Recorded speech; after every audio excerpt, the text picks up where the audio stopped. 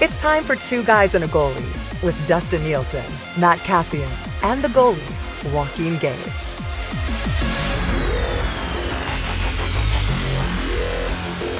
Happy Monday, everyone, and happy week of Battle of Alberta. It's happening, and we are excited for that. There's no doubt about it. It is Two Guys and a Goalie presented to you by CoolBet. Nielsen, Cass, and Gage are with you when you go to CoolBet and sign up for an account. Use the code Two Guys, the number 2 and the word guys, and that way they will know that we are responsible for sending you over there to coolbet.com. What a weekend, man. Huge Game 7 last night. Johnny Gaudreau, the overtime hero. Huge Game 7 on Saturday night. Rogers Place was absolutely insane. Connor McDavid, incredible. And a huge night, Friday night, at the JW Marriott as we roasted Joaquin Gage. And Gager as the roastee. Do you enjoy yourself that night? It looked like you were having a pretty good time. It was humbling, Dusty. I couldn't believe it. But walking in with my wife, we were like, it was so funny because I think after seeing all the signs and then we go upstairs and see how it was all laid out, and my wife was like, I think this is a big deal. So it was crazy. I was shocked at the amount of people and the jokes, the roast. Dusty, you were amazing. Cass, thanks for putting on your hard work. And I think we raised some money. So that was the most important thing. And the stories about kids sport, and even a friend of mine that came to the roast, Blair St. Martin, actually drives 4 kids that play basketball that are all sponsored by Kids Sport. So perfect. Yeah, it's an unbelievable cause. The story of, gosh, I forget his name, that put out there like the first 19-year-old to play in the CFL, whatever. Yeah, great story. Tons of laughs. It almost to the point where it's like those jokes you hear, and you hear so many of them that you forget the one that you previously laughed at. So, I mean, the Terry Ryan with the RuPaul thing. That was great. I loved the fact that, and I think it was Kathleen who was it? I forget who said the joke, but made reference to Struddy's D-man camp and how he's milking all these half-ass 5'6" defensemen for thousands of dollars while we're donating to people who can't play. So all the money that we're raising for Kids Sports going straight to Jason Strudwick. So that was I died at that joke. That was great too. That was good. It was so much fun, man. It was such I tell you, like, I felt pretty good roasting everybody except for Mac T a little bit. Like, you know, I just a couple of things with Mac T. I was just like, oh, I don't know if I should point all this stuff out, but I mean, his resume did provide me with a lot of stuff to burn him on. So, but he was a great sport too. Like, he got up and absolutely nailed it. I was very impressed with what he brought to the table. Cass, like, we all had a different view on this. Like, Gager was being roasted. I was kind of hosting everything. Cass, you organized and then kind of sat back and watched how it went. How'd you think it go? What'd you enjoy the most? Oh, I mean, I enjoyed just seeing people out in there. That was nice, wasn't it? And just having a good time. Like, it was really good to see. And I know, for maybe for some that didn't or weren't expecting the level of crassness that came about, I apologize. It's a little bit more graphic, I think, than what we normally are like on this podcast here. Yeah. So maybe not quite what you were expecting for a couple people, which is too bad. But overall, I think it was just a fun event. And again, a great way to raise some money for people to have some laughs and for people to be out and about again. So it was good. I just enjoyed seeing people out. That was it for me. And actually being at an event and then being able to laugh as well was great. It was first banquet that I've been to in 2 years.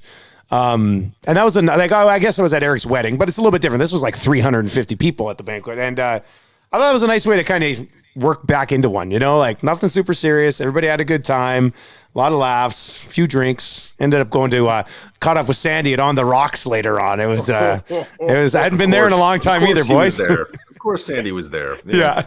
He went at like 11. I didn't even get there till like 1, and he was still there. So, yeah, it was a good time. Fun time for sure. And then Saturday night was even crazier downtown as Rogers Place was just insane. We got to go back and break down a bunch of stuff from Game 7. Cass, let's start with you, man. Connor McDavid in Game 7. Like, there's not many athletes. I'm talking baseball, basketball, football, hockey, who can focus in the way he did in game 6 and 7 to get his team to where it needed to be. It was an honor to watch him do what he did in game 7. Yeah, well, for a guy that's not going to win the Hart Trophy, quite a performance, wasn't it? Yeah, he basically stuck a finger up in the air and said, "Screw you guys, I'm not going to lose this series. We're not losing this series. Get on my back." And that's what happened. I mean, he took the games over. Now, obviously, it's still a team sport. Everyone had to get on board with him, and they did, which was great. I thought, especially in game 7, like that was from beginning to end, full 60-minute effort. Was fantastic to watch. Like just locked it right down. Barely any mistakes. Players were being unselfish with the puck. They were thinking through what they were going to do and making, the smart play in pretty much every scenario. So it was, an artful game, but it was led 100% completely by Connor McDavid, who, the will to win. And if you just look at that second goal in game 7, like if there's willing a goal in the net, that's it right there, where it's just like, I would have been in the corner, like falling and tripping on the puck or stepping on something. And, the banana peel, whoop, whoop, whoop, whoop, whoop, and instead McDavid, wheels out somehow manages to get that puck and put it in the back of the net, which was just beautiful. So it was great all around, guys. I love McDavid's effort. Loved it. What a night. Like just going into game 7, seeing the results of the other games before, and then just having the Connor McDavid show, right? Like, and not just, I think you said it, we've all been so impressed by what this guy can do on a regular basis, but there was a different level that he went to in these last 2 games. And I think even more so in game 7, like what was it, like 27 minutes played, over 27 minutes played, and it looked like he had more. That's the scary thing. And I mean, that second goal, just again, basically almost going through 4 guys to get the puck in the net and then scoring the way he did. The celebration, you could hear people outside my house screaming and yelling after that goal went in. I can't imagine what it was like downtown and stuff. So great night. Good for him. I think they all talk about that hump of the first round. I'm excited for round 2. This is going to be really, really exciting. Yeah, we've got a lot to break down heading into the Battle of Alberta for sure. I just want your guys' thoughts on, like, McDavid was amazing the whole game. Obviously, the goal was huge late. But 30 seconds into that game, he blew up Dursey in the corner. Like, that's your captain coming out in game 7, found it, took advantage of the guy, hammered him, clean hit, like waited, got him. But the entire place erupted 30 seconds in because Connor McDavid went out, and I thought it was one of the most stunning hits of his National Hockey career cast. Like that was an opportunity for him to say, okay, we're going tonight. And how could you not hop on board if you're everybody else when you see McDavid do that 30 seconds in? Like, come on. Yep. It was a big, again, it was throwing a finger up to the sky and saying, hey boys, like, yeah, I'm in this. Are you with me? And everyone jumped right on board. It was awesome. I loved it. So good. Great game from start to finish. Go ahead, Gager. What are you going to say? I just want to say that I predicted this, first of all. Like I did say this was going to happen. So kudos to me. But lose game 5 and win game 6 and 7. You're right. You did call it. Yeah.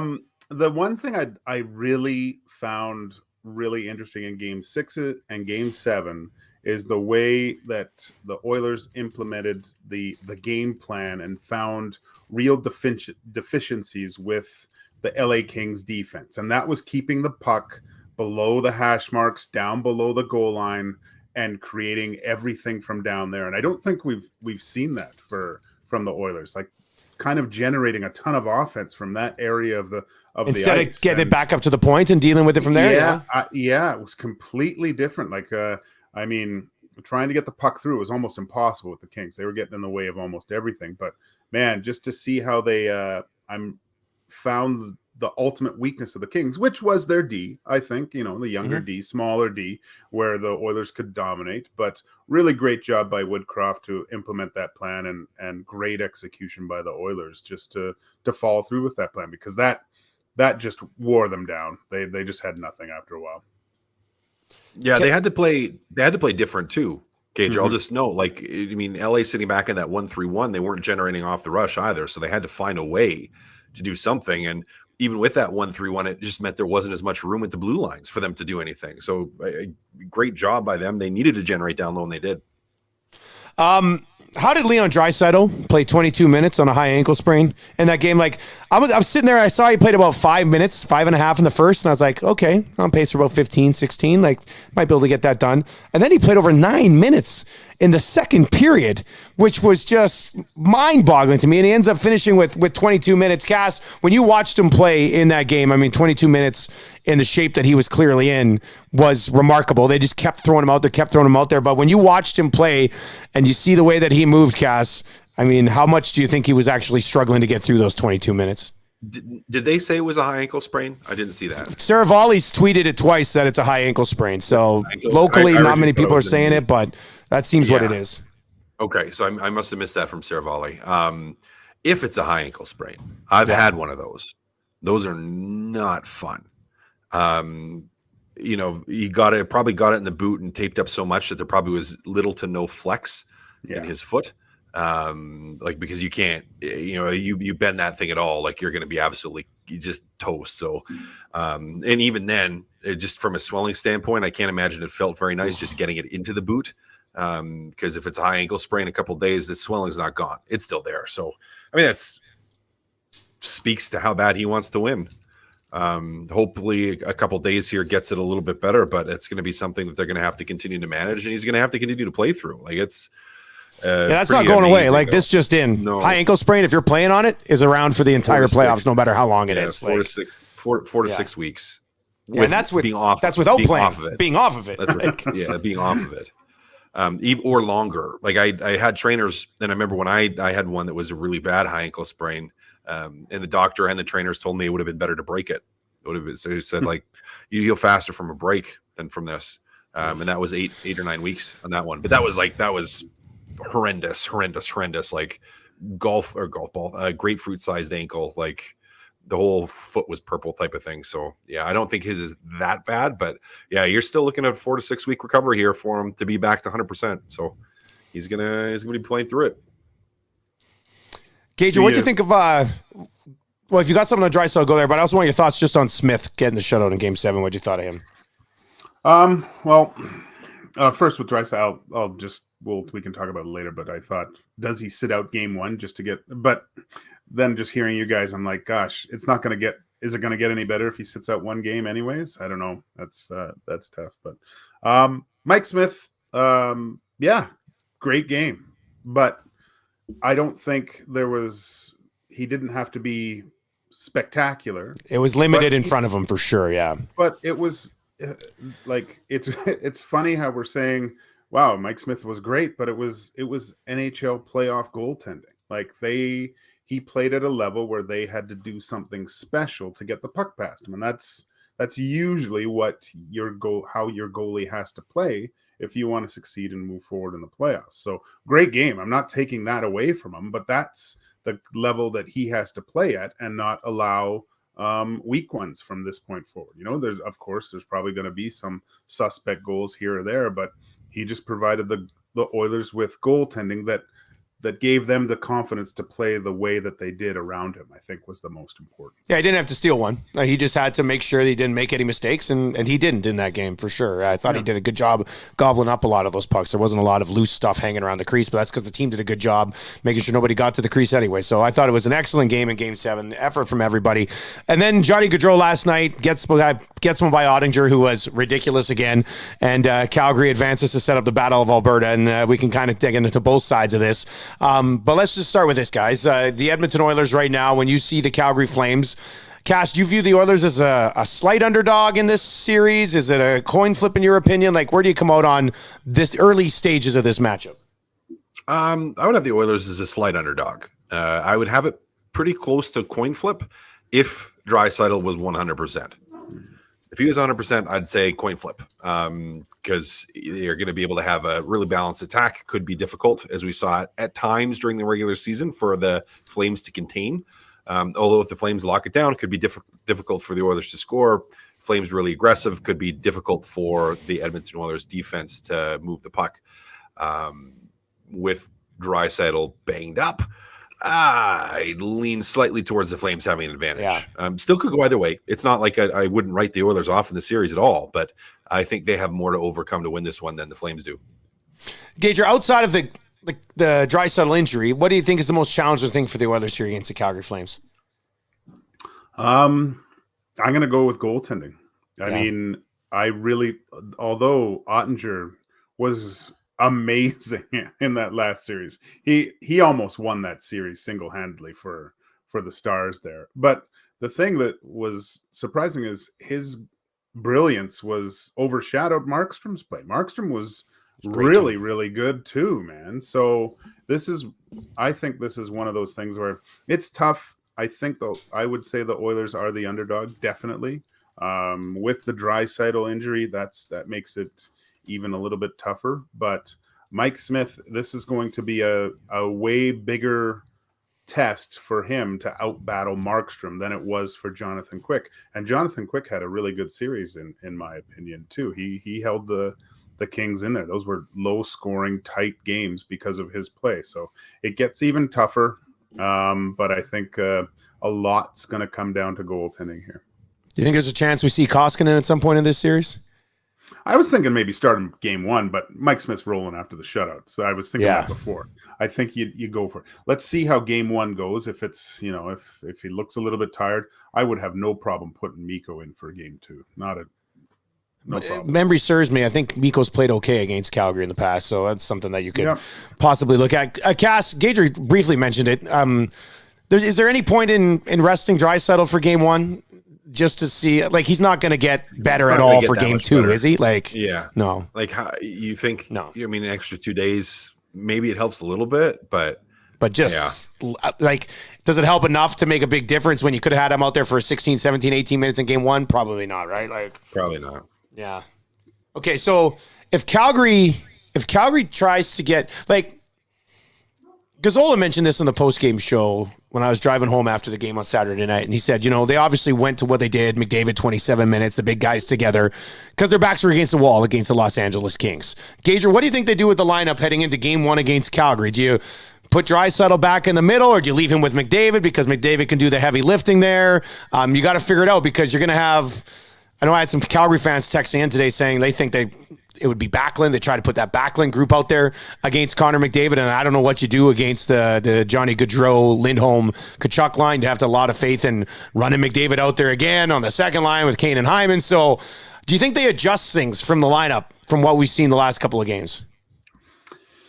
I think you have to an extent, just because those top two lines with Calgary, those are two pretty dynamic lines. And although they struggled getting on the score sheet for the first part of the Dallas series, they started to come around a little bit more. And those last two games, watching them, they were generating a lot of good scoring chances. So I think definitely at the start of the series, you want to.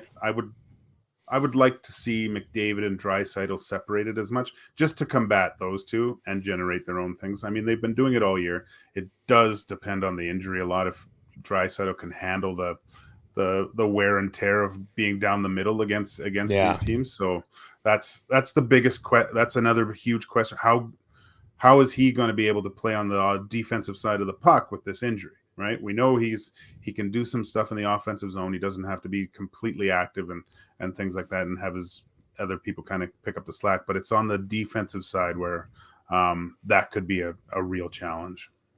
Cass, what would you do with that lineup, man? Do you leave it at 11-7, or do you go back to 12-6 to start the series so that you can find a little bit of rest for Draisaitl in there, maybe?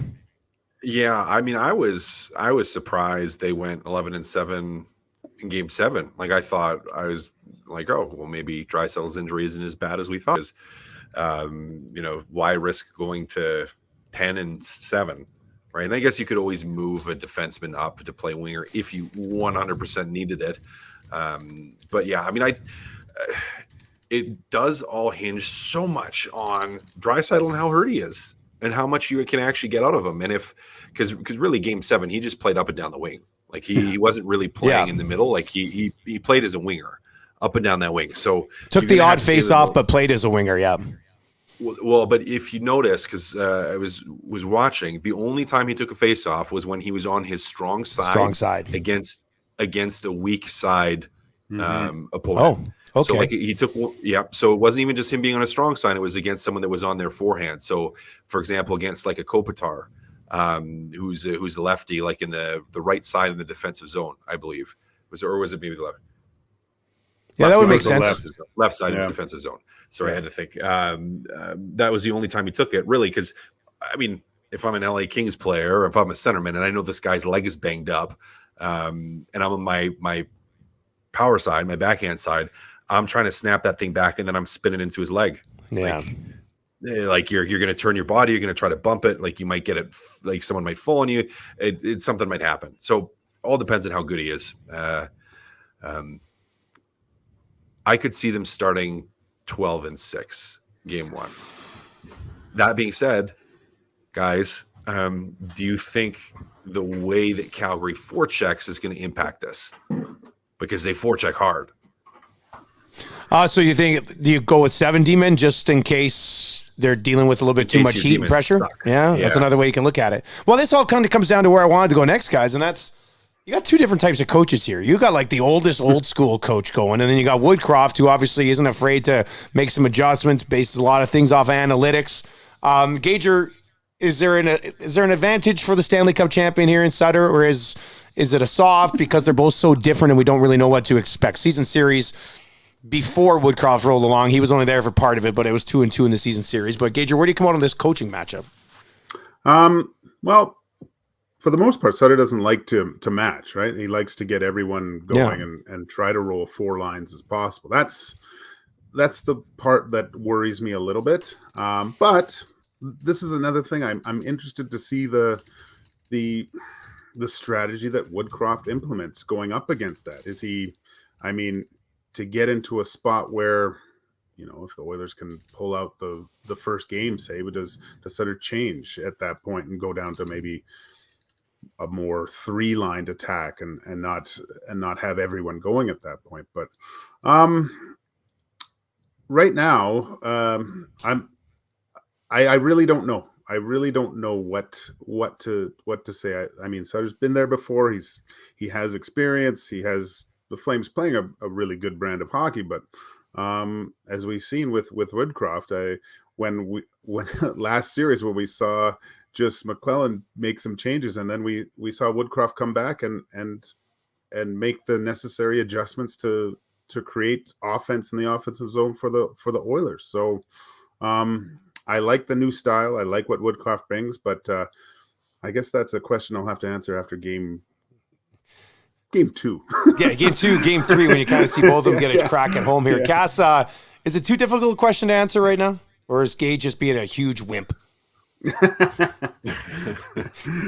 I mean, it's hard to say at the start. I think give us game 1 and we'll have a better read on answer it for you. Because it's hard to say. I think it is really hard to say. I mean, it's challenging to say. So I'm kind of with Gager on this one. It's hard because of the Draisaitl. That's the only reason. Yeah. If Draisaitl was fine, I would have to go Woodcroft because, I mean, Calgary's got some pretty dynamic players. You can do a lot more with a healthy Draisaitl, though, right? Like, you can do way more. Here's one thing I will say. If I actually was going to lean a direction, I was going to lean towards Woodcroft. And the reason that I lean towards Woodcroft, and I said this to friends on the weekend. I've said this to all kinds of people. I said it to people at the roast. Wait, did you say it to friends on the weekend as you were dressed up like Chris Angel? I have to know this. Most definitely. Okay, all right.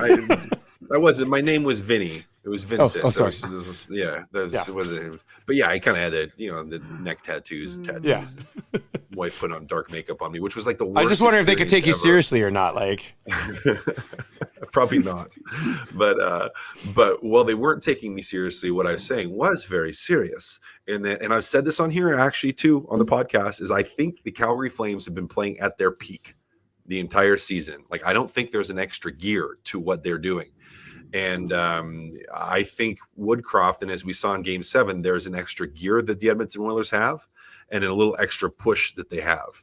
And I don't think the Calgary Flames have that in their game. I think they're playing at their peak. We've You've seen been pretty steady with that. Like, that's a point that you've been I've been sticking really to. steady Yeah. with that. Yeah. So I'm gonna stick with that. So I may lean slightly towards Woodcroft here, although the Draisaitl thing is a huge wrench towards it, and really we do have to see what games 1 and 2 look like. I know this We're just gonna show this this will be picture of unpopular. Cass. I don't know if you can see. Jesus. There he is. That's our Chris Angel Full cast. neck tattoos. Hey, were you the murderer? No, I wasn't. Okay. I was a drug dealer though.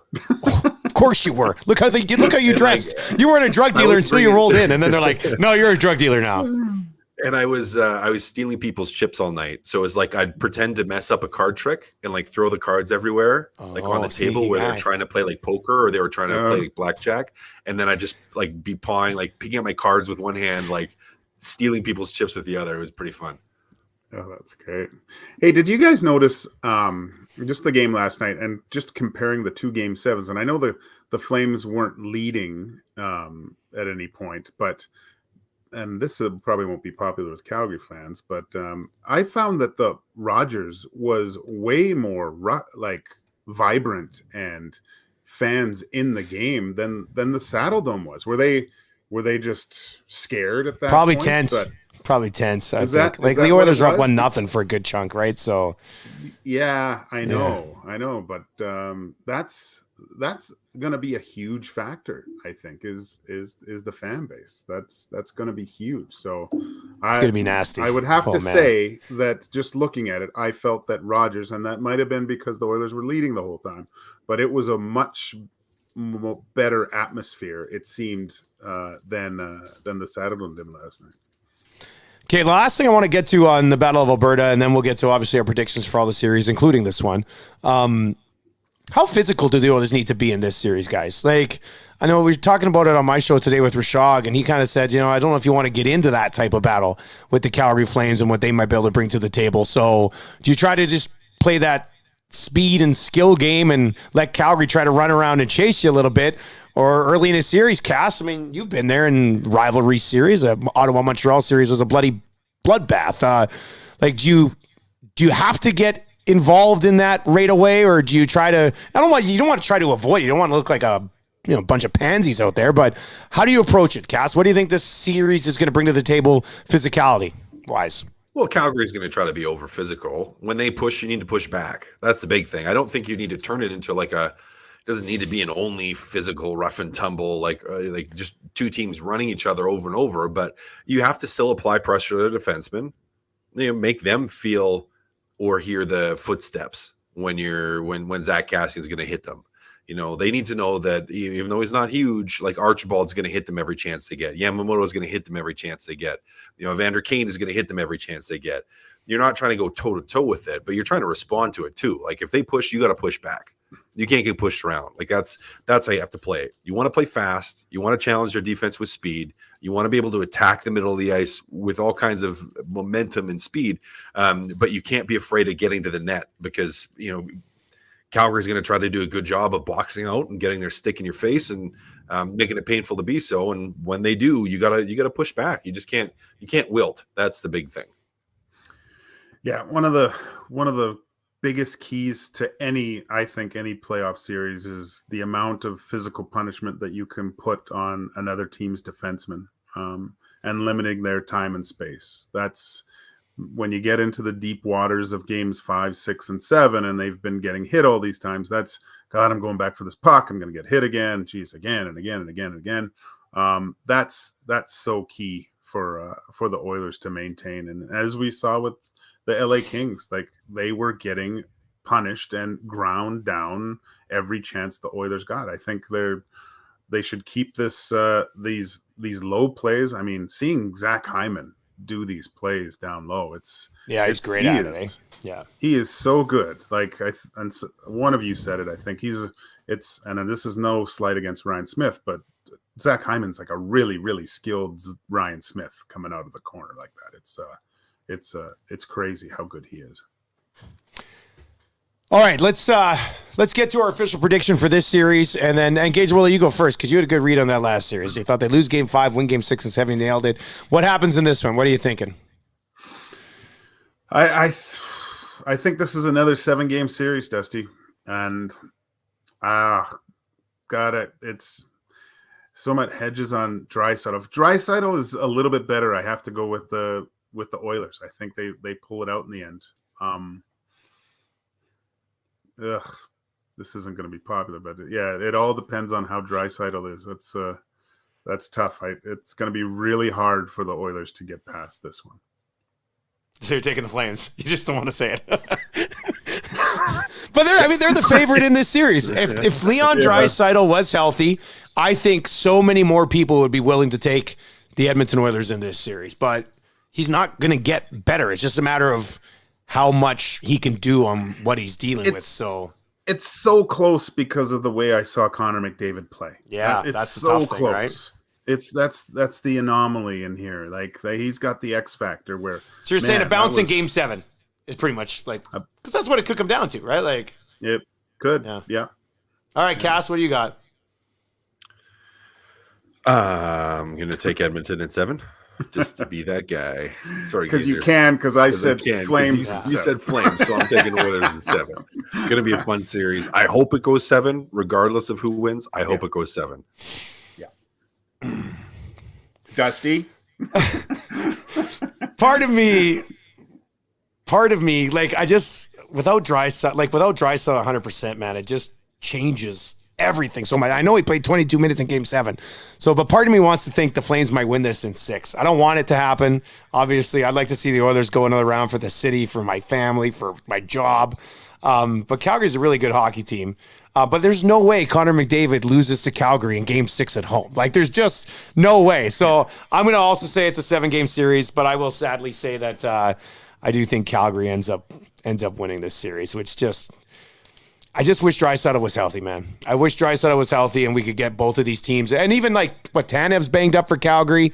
They've got a few things that have happened on their side as well. I'd love to see, and I know it's a playoffs, you're never going to get that, but I'd love to see both these teams at full power going head to head. So it's a tough one. I don't think it's going to be a short series, though. We had people texted in today saying, Dusty, Oilers don't know what's going to hit them. Flames in 4 or 5. I'm like, there's no chance the Oilers are getting swept by the Calgary Flames. I would be stunned if that is the case. I also don't think there's a chance that the Oilers win this thing in 4 or 5 or maybe 6. I mean, if you can steal one of the first 2 at home or first 2 in Calgary and then take care of some business at home, maybe you have a chance to get it done in 6. But it's going to be a hell of a series. I can't wait for it. All right, let's look over Colorado, St. Louis, guys. What's the prediction there? I say Avs in 6. Yeah, I like St. Louis getting a couple games from them. I think that could be okay. It's going to be better than you think. Avs in 5. Ooh. Jeez, you don't think the Blues can even? The Blues got a pretty deep forward group, man. Like I like that group. Yeah, they're better than I thought. They played better than I thought. I'd picked Mini to win that series. I think in 7. So yeah, I missed some Mini too. Mini didn't do as well. That's actually the only series I got wrong. That's the only one where I didn't pick the winner. I got the games wrong in most of them, number of games, which is a crapshoot. But that's the only one I didn't get. I just think the Avs are too good. So I say Avs in 5. St. Louis gets 1 game at home. Game number 3, probably. I think Avs win home. They lose the first one. They win the third and then win at home again in Game 5.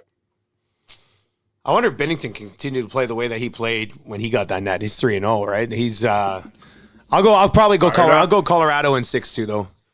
I could see it maybe going 7, but I'll go Colorado in things went so easy for Colorado in that first round. Like, they're going to get punched in the face here at some point by the St. Louis Blues. So I'll say Colorado in 6, though. All right, Carolina and New York. Where do you guys come out on this one? Carolina in 5. They're I think they're too balanced for the Rangers here.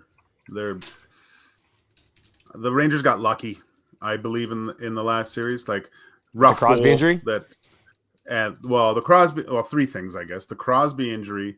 That's the game-winning goal in Game 6 that had the top spin on it, and that stupid play where you have to leave the ice if you lose your helmet. That's the dumbest thing ever.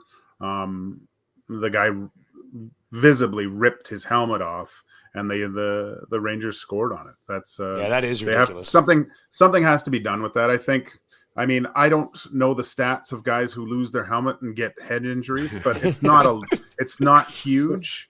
I've never seen it happen, and that's playing and watching hockey for the better part of my life. So if you want to do something, maybe so it's not an advantage to the other team to do, well, I guess it's an advantage in both ends of the air. But if you lose your helmet in the offensive zone, you have to leave. If you lose it in the defensive zone, it gives the other team an advantage, and refs aren't calling it because that's a tough call to make. I don't know, but it's dumb. It's the reason why it is the reason why the Pens aren't moving on. Did I say my Carolina pick yet? I'm picking Carolina in 6. Yeah, I'm going Carolina in 6. I mean, yeah. I would have had it tougher for them if Ranta wouldn't have stood in like he did that first series. Like he stepped in and played pretty well. I thought Carolina going to be a little bit worse without Freddie Anderson, but they're just a balanced team, really, really balanced team. It's going to be a tough one, and I don't think Schmer can get them through it. Yeah, he got proved human there a couple times by the Pittsburgh Penguins, so we'll see what the Hurricanes can do to him. And then we got the Battle of Alberta up here and the Battle of Florida down south. Tampa Bay getting past the Toronto Maple Leafs in Game 7. What a glorious sight. And now they have to take on the Florida Panthers. And for the Florida Panthers, I mean, this is that hump that you couldn't get over. Here's another crack at it. Go get it done against Tampa Bay. Gager, take her away again, buddy. What do you got? I think I'm going to say Florida in 5. This is it's been too much hockey for Tampa, and seeing the way the Panthers can respond and the resiliency, like being down 3-0 and halfway through the game and just being able to come back, that they have that in their back pocket if something bad happens to them. And there's way too much firepower. That Verhaeghe's just on fire right now. I just think that playing this much hockey for over the last 3 years finally catches up to the Tampa Bay Lightning. And they're a great hockey team. They're not as deep as last year, obviously, but I just think that it comes to an end, this playoff series. All right, Panthers in 5. Cass, what are you doing? I think you're muted, Cass. He's muted. Every episode, at least once. Every episode. I got to get a sound for that. When you mute, I can hit a button and be like, figure it out, shithead. Panthers in 7 is what I said. Ooh. Panthers in 7. I think they're going to take them to the wire.